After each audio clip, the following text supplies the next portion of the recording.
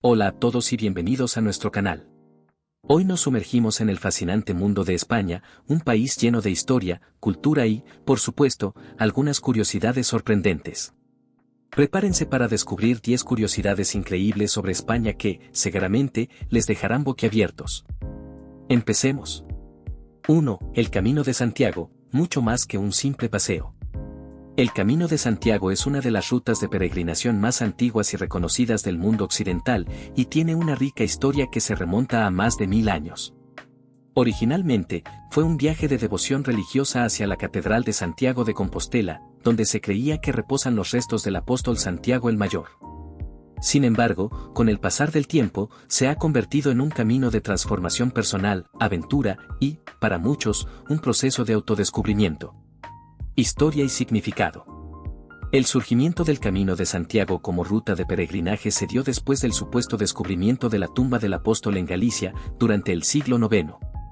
Este hallazgo fue tan significativo que el camino se convirtió en una de las principales rutas de peregrinación de la cristiandad medieval, solo comparable con los caminos a Roma y Jerusalén. A lo largo de los siglos, la ruta ha sido una confluencia de culturas, dejando un legado en la arquitectura, tradiciones y leyendas a lo largo de sus senderos. Rutas variadas. Existen diferentes rutas para completar el camino, cada una con su propio encanto y desafíos. La ruta más conocida es el Camino francés, que abarca aproximadamente 780 kilómetros desde St-Jean-Pied-de-Port en Francia hasta Santiago de Compostela. Sin embargo, otras rutas como el Camino del Norte, Camino portugués y Camino primitivo ofrecen diferentes paisajes y experiencias. La ruta más larga, el Camino de la Vía de la Plata, comienza en Sevilla y se extiende por cerca de 1000 kilómetros. El fenómeno moderno. En la actualidad, el Camino de Santiago sigue atrayendo a miles de peregrinos cada año, de todas partes del mundo y por diversas razones. Algunos buscan una conexión espiritual, otros una simple aventura o el reto físico que el camino presenta. El encantador paisaje de España, con sus montañas, valles y pueblos pintorescos, ofrece un telón de fondo extraordinario para reflexionar y conectar con uno mismo. Líneas energéticas mágicas. Y aquí es donde entra lo realmente curioso. Muchos creen que el Camino de Santiago sigue lo que se conoce como líneas ley o caminos de energía espiritual que conectan lugares sagrados alrededor del mundo. Es una teoría fascinante que añade un aire de misterio y misticismo al viaje, haciendo que el camino no solo sea una experiencia de peregrinación física, sino también espiritual.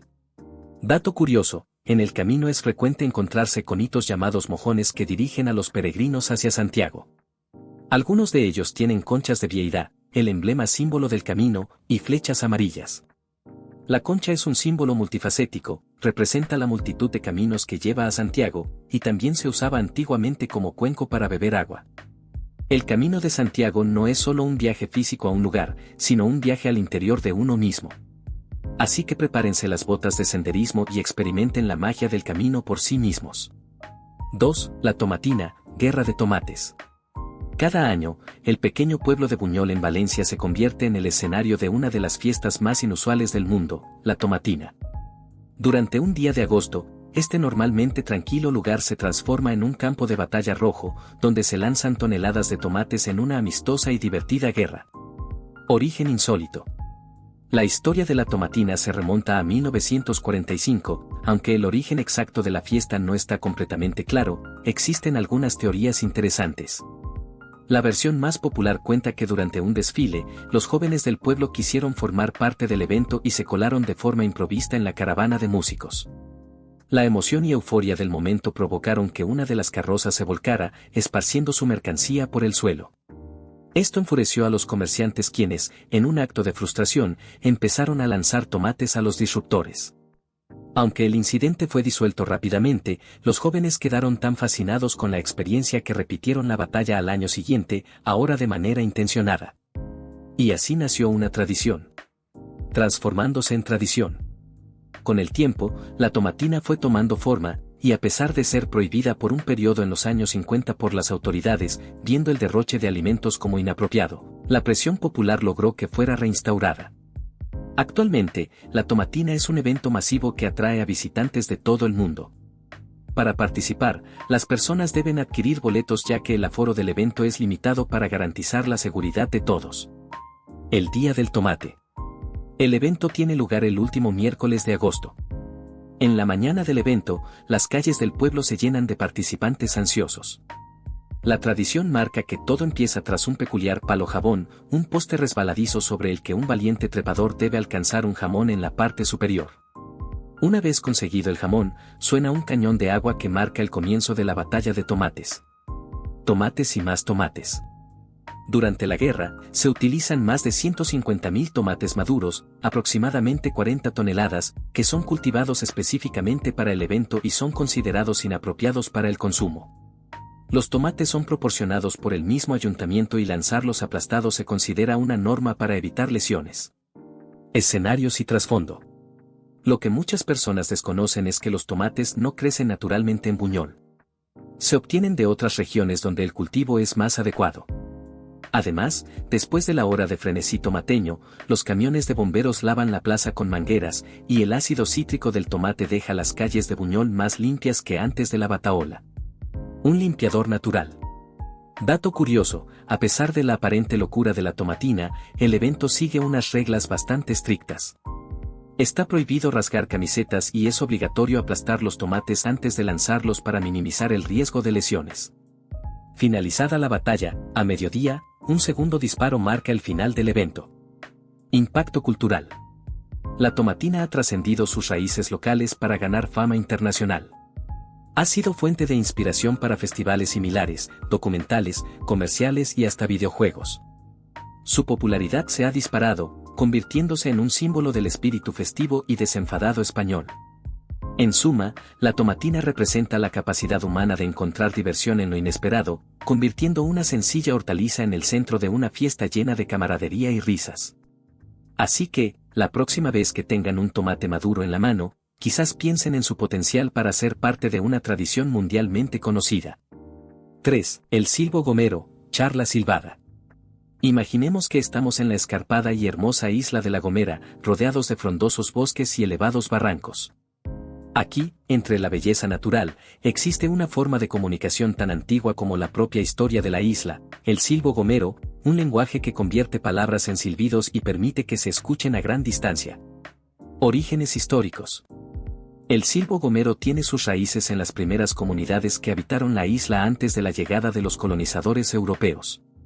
Aunque no se conoce con exactitud la fecha del surgimiento del silbo, se cree que lo usaron los aborígenes guanches que habitaban las Islas Canarias.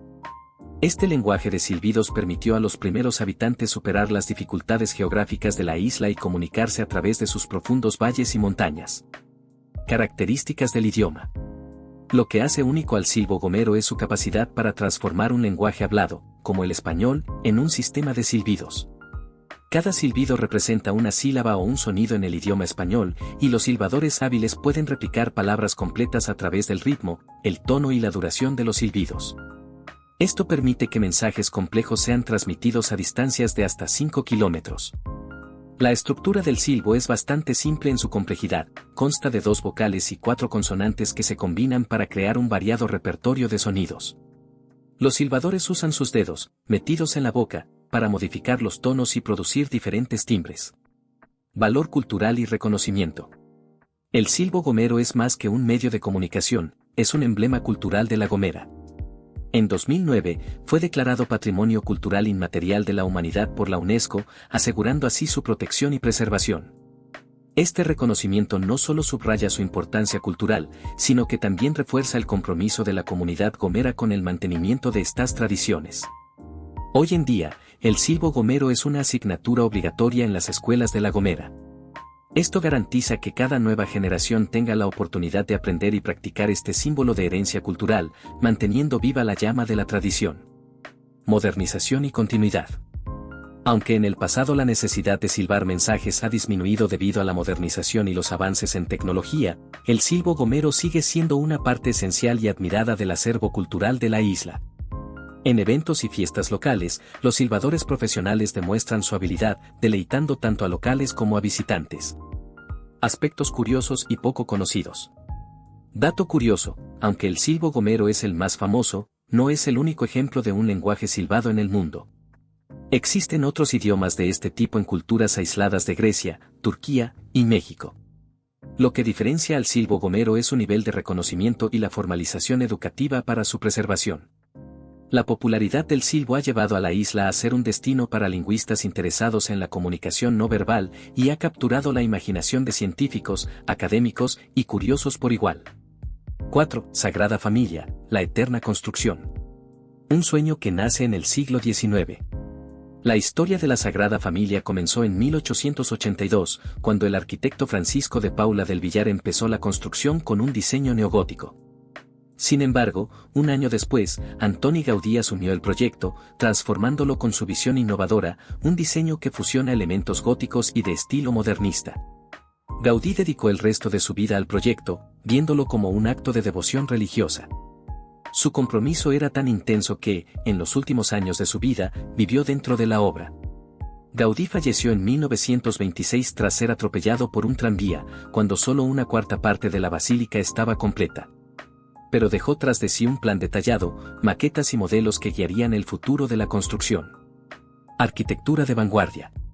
Una de las características más sorprendentes de la Sagrada Familia es su diseño audaz y su complejidad técnica. La basílica está planificada para tener 18 torres, 12 dedicadas a los apóstoles, 4 a los evangelistas, una a la Virgen María y la más alta, de 172.5 metros, al propio Jesús. Cuando esta última esté completa, será la iglesia más alta del mundo. Gaudí se inspiró en la naturaleza para crear formas orgánicas y ha sido catalogado como arquitecto del modernismo catalán.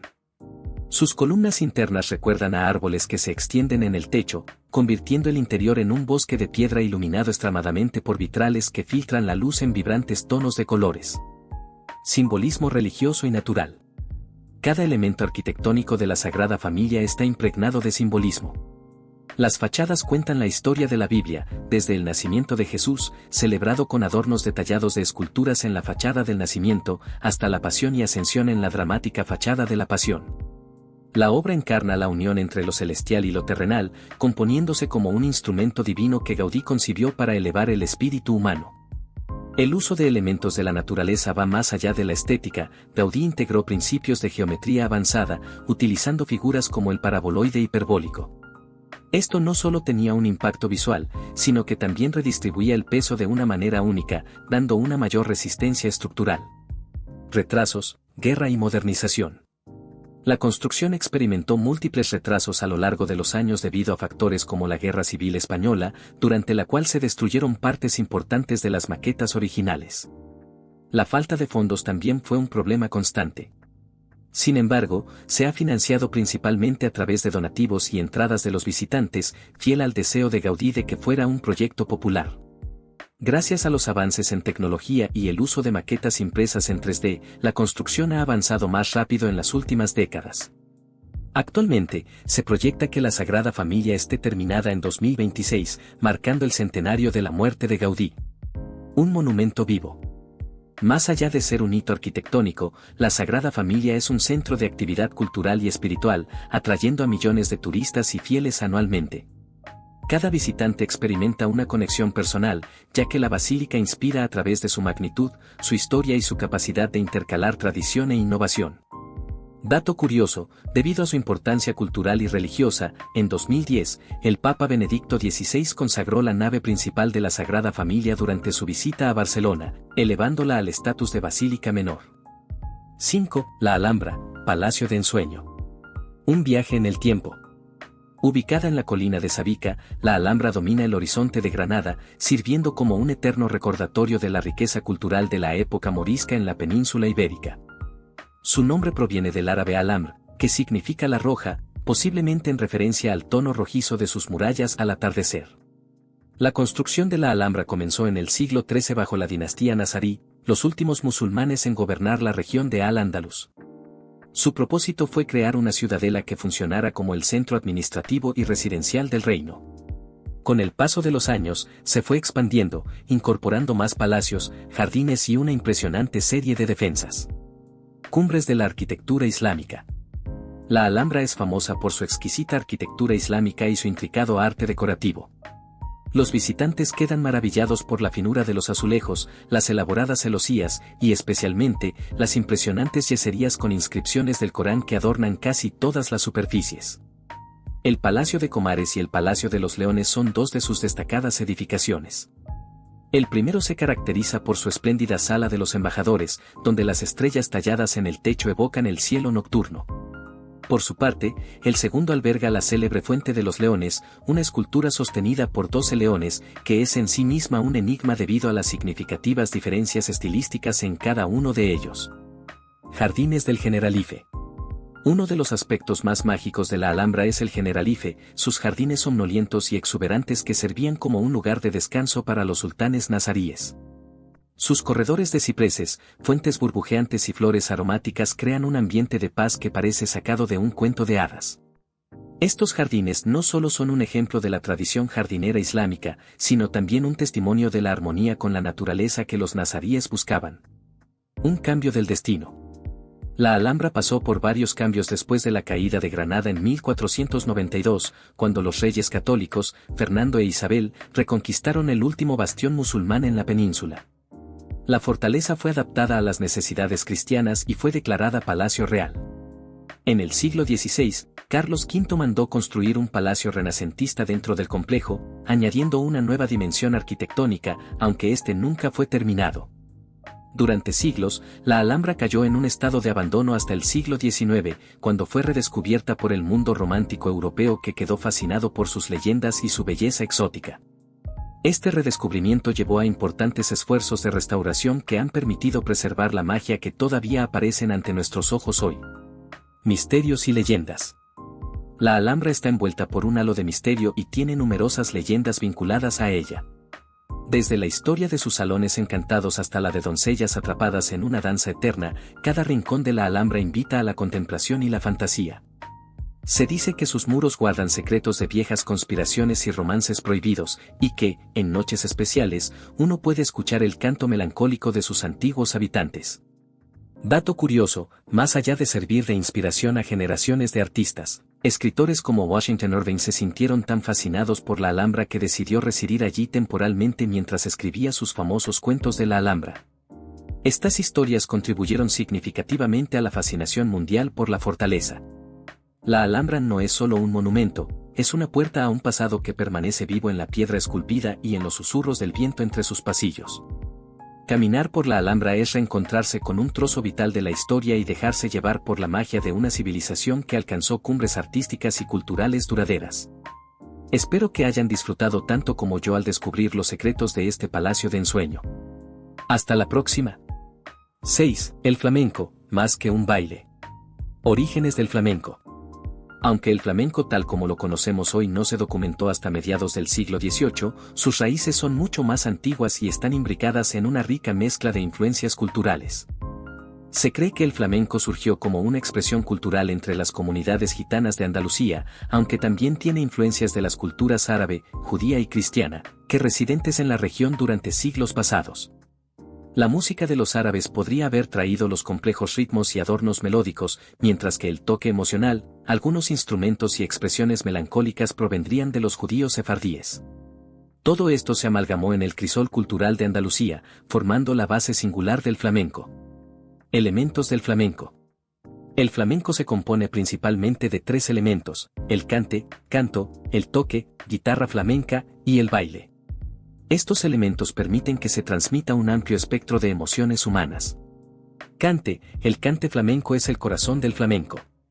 Se caracteriza por su profunda emoción y suele abordar temas como el amor, el desamor, la alegría y el sufrimiento. Existen diferentes estilos de cante, conocidos como palos, cada uno con su propia estructura rítmica y temática. Los cantes hondos son los más profundos y solemnes, mientras que los cantes festeros suelen ser más livianos y alegres. Toque. La guitarra flamenca no solo acompaña al cante y al baile, también interpreta y dialoga con ellos. La guitarra flamenca es distinta de la guitarra clásica, siendo más liviana y con cuerdas más cerca del diapasón, permitiendo técnicas más dinámicas como el rasgueo y el alzapúa. Baile. El baile flamenco es una poderosa combinación de movimientos rítmicos y emocionados. Los bailadores y bailadoras usan sus cuerpos, manos y miradas para contar una historia. Los pasos son enérgicos, precisos, y muchas veces incluyen zapateos incesantes que crean un tiempo percusivo. Patrimonio mundial. El flamenco es considerado un verdadero tesoro cultural de España y del mundo. En 2010, la UNESCO lo declaró Patrimonio Cultural Inmaterial de la Humanidad, subrayando su importancia como tradición cultural viva que sigue en desarrollo. El flamenco ha influido en otros géneros musicales, y la mezcla de lo tradicional con nuevos estilos ha llevado a la creación del nuevo flamenco, donde músicos experimentan con fusiones que incluyen jazz, rock y música electrónica. Festivales y espectáculos. Andalucía es el corazón del flamenco y acoge numerosos festivales que atraen tanto a expertos como a aficionados de todo el mundo. Eventos como la Bienal de Flamenco en Sevilla o el Festival de Jerez celebran esta rica tradición con actuaciones que muestran tanto el respeto por lo tradicional como la innovación dentro del flamenco. El arte del duende. Uno de los aspectos más enigmáticos del flamenco es el concepto del duende. Descrito por Federico García Lorca como un poder misterioso que todos sienten pero que ningún filósofo ha explicado, el duende es esa presencia indescriptible que infunde el flamenco con una intensidad emocional y espiritual. Es ese momento cuando el artista y el público comparten una conexión profunda y visceral, evocando la esencia misma del flamenco. Dato curioso, la palabra flamenco también significa flamenco en holandés, lo que lleva a muchas teorías erróneas sobre su origen. Una de las teorías más plausibles es que se derive de Felag Mengu, una expresión árabe que significa campesino errante, aludiendo a las comunidades gitanas nómadas en Andalucía. 7. Ibiza, fiesta interminable. Una historia rica y antigua. Antes de convertirse en la capital mundial de la fiesta, Ibiza tenía una historia llena de multiculturalidad. Conocida como Ibiza en catalán, la isla fue colonizada por los fenicios alrededor del 654 AC. Fue llamada Ibosim en honor al dios Bes, protector del hogar. A lo largo de los siglos, Ibiza estuvo bajo el dominio de diferentes civilizaciones, incluidos los cartagineses, romanos, vándalos, bizantinos y musulmanes, antes de su reconquista cristiana en el siglo XIII. Estos influjos culturales han dejado huellas en la arquitectura, las tradiciones y la cocina de la isla. Capital mundial de la fiesta. En tiempos modernos, Ibiza se ha convertido en sinónimo de vida nocturna inigualable. Desde la década de 1970, ha atraído a multitud de hippies, artistas y bohemios, lo que la transformó lentamente en un lugar donde la libertad y la creatividad florecen. Los clubes de Ibiza son famosos por su ambiente electrizante y por haber sido anfitriones de renombrados DJs internacionales. Algunos de los clubes más icónicos incluyen Pacha, Amnesia y Ushuaia, donde la música electrónica, los visuales impresionantes y el público internacional crean una atmósfera que ha hecho famosa a la isla. Playas de ensueño y belleza natural. Más allá de las fiestas, Ibiza cuenta con playas paradisíacas y paisajes naturales de una belleza sobrecogedora. Calas cristalinas rodeadas de pinos aromáticos ofrecen tranquilidad y escenarios perfectos para disfrutar del sol. Entre las playas más conocidas están Cala Comte, con sus aguas turquesas y sus impresionantes puestas de sol, y Cala de Ort, famosa por ofrecer vistas espectaculares del islote de Esvedra, un peñón místico que según leyendas locales posee propiedades mágicas. Ibiza y la cultura hippie. El legado hippie está vivo en Ibiza, especialmente en mercados como el de las Dalias y el Punta Arabi, donde se pueden encontrar artesanías, ropa, joyería y arte hecho a mano. Estos mercados son un reflejo del espíritu libre y creativo que aún perdura en la isla. Además, se celebran eventos y festivales donde la música, el yoga y la espiritualidad se entrelazan. Patrimonio histórico y cultural. Ibiza no es solo naturaleza y diversión, sino también historia. Su capital, Ibiza, alberga Dalt Vila, un casco antiguo fortificado reconocido por la UNESCO como Patrimonio Mundial. Caminar por sus calles empedradas es un viaje en el tiempo, con encantadoras casas blancas y murallas que ofrecen vistas panorámicas del mar. La iglesia de Santo Domingo, el Museo Arqueológico de Ibiza y el castillo son solo algunos de los sitios históricos que se pueden explorar en esta zona, que también ofrece una animada vida cultural y gastronómica con sus restaurantes y bares. Bienestar y turismo sostenible. Recientemente, Ibiza ha promovido un turismo más sostenible y orientado al bienestar. Muchos visitantes ahora buscan retiros de yoga, spas de lujo y experiencias gastronómicas que celebran los productos locales y la dieta mediterránea. Dato curioso, se dice que Esvedra, el islote cercano a Ibiza, es el tercer punto más magnético del planeta. Aunque esto es un mito, el islote tiene muchas leyendas alrededor, incluida la afirmación de que podría ser parte de la ciudad perdida de la Atlántida. 8. Los molinos de viento de la Mancha, símbolo literario. Historia de los molinos de viento. Los molinos de viento llegaron a España en la Edad Media, hacia el siglo XVI, y se extendieron básicamente por la región de La Mancha. Se usaban principalmente para moler grano, aprovechando la potente energía del viento en estas vastas llanuras. Estas estructuras eran vitales para la economía local, ya que permitían aprovechar un recurso natural renovable y transformar los granos en harina de manera eficiente. Hechos de mampostería y madera, los molinos de viento están diseñados con una estructura cilíndrica que culmina en un tejado cónico, del cual se extienden 4 grandes aspas. A través de un mecanismo interno complejo, la rotación de las aspas por la fuerza del viento se convierte en un movimiento circular que acciona las muelas del molino. El enlace-cuelletasco. Los molinos de viento se inmortalizaron en la cultura popular gracias a la obra maestra de Miguel de Cervantes, Don Quijote de la Mancha, publicada por primera vez en 1605. En una de las escenas más famosas, el ingenioso hidalgo Don Quijote confunde los molinos con gigantes y decide enfrentarlos en combate, creyendo que está librando una noble batalla. Este episodio se ha convertido en símbolo de idealismo y lucha contra adversidades imaginarias o imposibles. Este pasaje entrañable es una crítica sutil al autoengaño y a los sistemas de valores desfasados, y evoca temas universales que resuenan en la sociedad desde entonces. Las frases luchar contra molinos de viento o quijotesco se utilizan hoy para describir acciones basadas en falsas percepciones o en busca de causas perdidas. Valor cultural y turístico. Hoy en día, los molinos de viento de la Mancha son mucho más que herramientas agrícolas obsoletas, son un atractivo turístico y cultural que atrae a visitantes de todo el mundo. Municipios como Consuegra, Campo de Criptana y Mota del Cuervo albergan muchos de estos molinos históricamente preservados, permitiendo a los espectadores revivir la legendaria ruta de Don Quijote. En Consuegra, varios molinos han sido restaurados, y cada uno lleva el nombre de personajes de la obra de Cervantes. El Molino Sancho, por ejemplo, funciona como museo donde los visitantes pueden aprender sobre el funcionamiento interno y la historia de los molinos. Preservación y eventos. Con el paso del tiempo, la importancia de estos molinos elevó la conciencia sobre la necesidad de su conservación. Estos monumentos han sido protegidos y restaurados para mantener no solo su estructura física, sino también el legado cultural e histórico que simbolizan. La región celebra festivales y eventos culturales centrados en la figura de Don Quijote y la herencia de los molinos. Las representaciones teatrales, ferias y recreaciones históricas se mezclan con degustaciones de productos locales, fusionando así la literatura con la vivencia cultural contemporánea. Perspectiva y futuro. El vínculo emocional con estos molinos ha sido tan significativo que hasta se han convertido en inspiración para obras de arte, cine y música.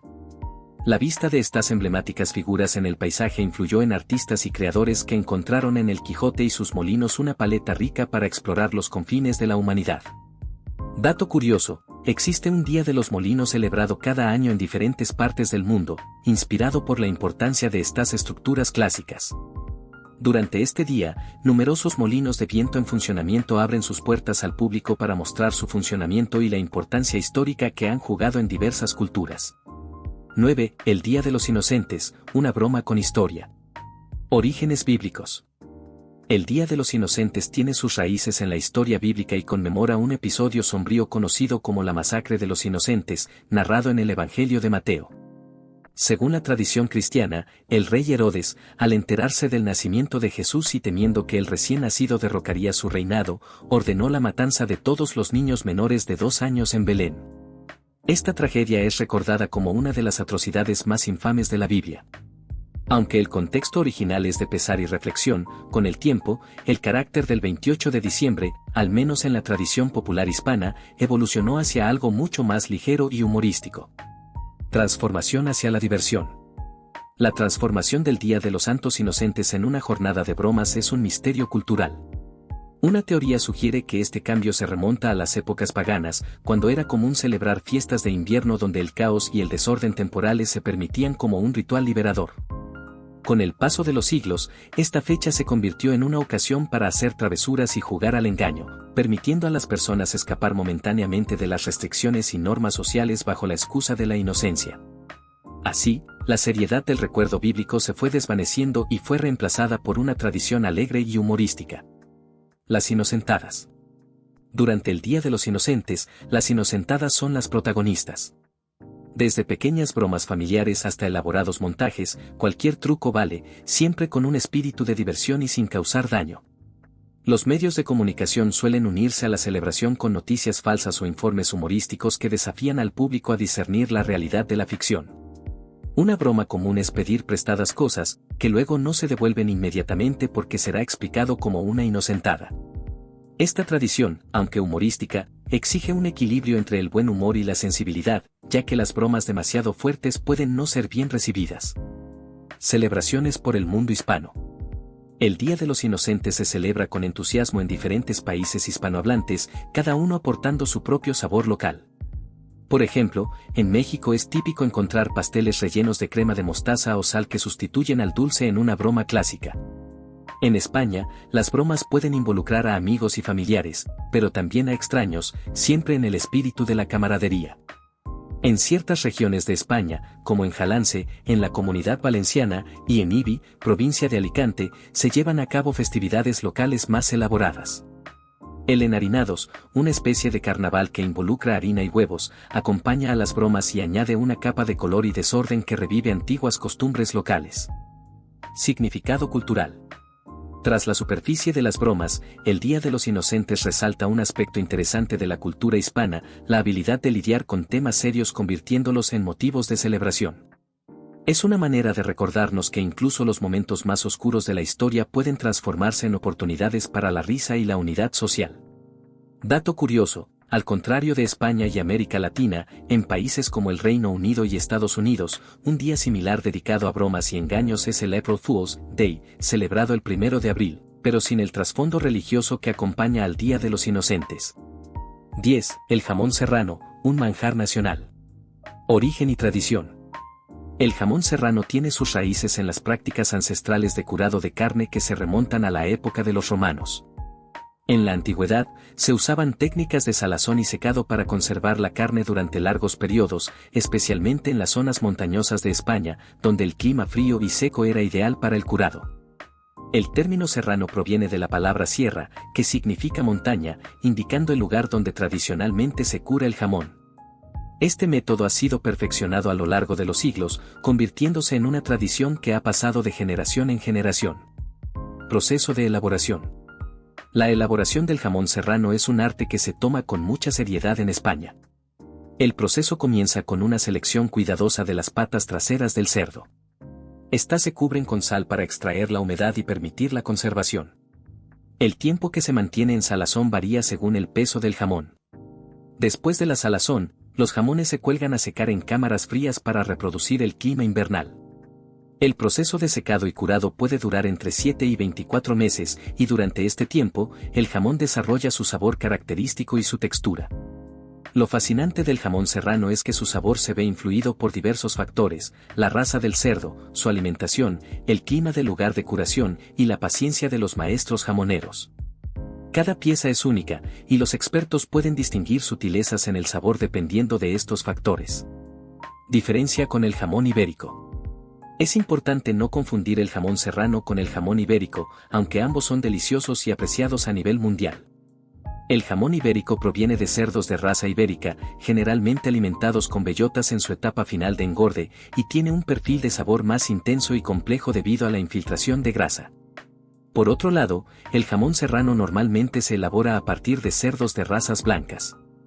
Aunque el sabor es más suave en comparación con el ibérico, sigue siendo un manjar exquisito al que pocos pueden resistirse. Valor cultural y gastronómico. El jamón serrano es más que un alimento, es una parte intrínseca de la cultura española. Se consume en una multitud de contextos, desde las celebraciones familiares hasta las tapas en un bar local. Cada ocasión es una oportunidad para disfrutar de su exquisitez. La denominación jamón serrano está protegida por la Unión Europea como especialidad tradicional garantizada, subrayando su importancia cultural y el compromiso con la calidad en su producción. El jamón serrano también forma parte del famoso plato de jamón y queso, una entrada básica en muchas cenas y almuerzos españoles. Además, se utiliza en bocadillos, ensaladas y como complemento en una variedad de platos tradicionales e innovadores. Turismo gastronómico. El auge del turismo gastronómico ha llevado a un creciente interés en conocer el proceso detrás del jamón serrano. En regiones como Andalucía y Castilla y León, los turistas pueden visitar secaderos y bodegas, donde es posible observar el proceso de curado y, por supuesto, participar en degustaciones. La ruta del jamón ibérico, aunque centrada en el jamón ibérico, también incluye paradas para exhibir las diferencias y complementariedades entre los jamones ibérico y serrano, enriqueciendo la experiencia gastronómica. Dato curioso, un jamón serrano bien curado puede llegar a pesar hasta 8 a 10 kilogramos, y una pata de jamón deja aproximadamente 5 a 6 kilogramos de carne lista para consumir después de limpiarla de la grasa exterior. Y ahí lo tienen, amigos. 10 fascinantes curiosidades sobre España que prueban que este país está lleno de sorpresas. Espero que hayan disfrutado del viaje y que estos datos los hayan hecho sonreír. No olviden darle un me gusta al video y suscribirse para más contenido emocionante. Nos vemos en la próxima.